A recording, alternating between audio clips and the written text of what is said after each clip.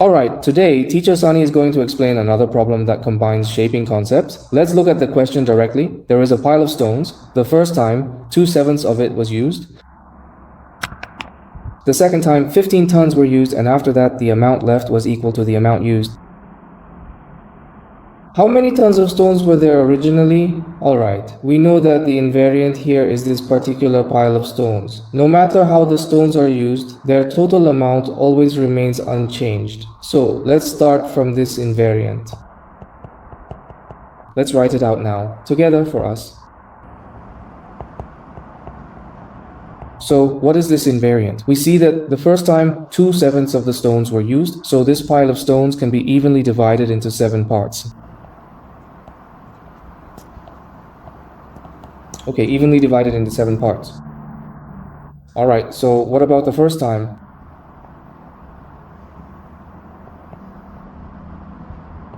The very first time, 2 of these 7 equal parts were used, which is exactly 2/7. So we still use these 2 specific parts because that's 2/7. Then the second time, how much was used? 15 tons were used. Actually, it's quite straightforward. This time, the amount left is precisely the same as the amount used. So what does that really tell us? What we need to do is clearly translate the problem. In other words, this is essentially, is the total amount used equal to the amount that is remaining? Isn't it exactly the same? Here's the key point. What does this truly mean? It means the amount used and the amount remaining are precisely the same, which means there's one part on this side and one part on that side as well. That means these 2 parts together make up half, and the remaining part is also half. Once we've translated it very clearly, solving the problem becomes a bit much easier. Alright, let's just take a look first. So let's just see. This half, when combined with the remaining half, equals 7 triangles, which is the total amount of these stones, correct? So, how much is this half? This half is this pile, meaning we have 2 triangles, plus 15 tons. This is more than half of the total usage. Half of it is currently being used, and the remaining half is also still half, so we can certainly repeat it again. This is indeed the other half, so it is precisely and truly equal.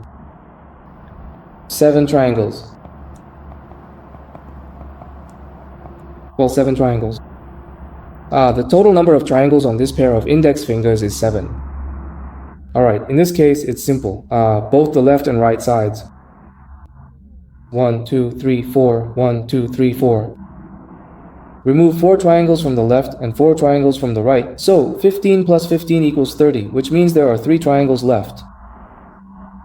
At this point, we can use the method of proportionality to find out how many tons this pile of rocks weighs. The total is 30, divided by this component force. And the component force is within this distinction, right?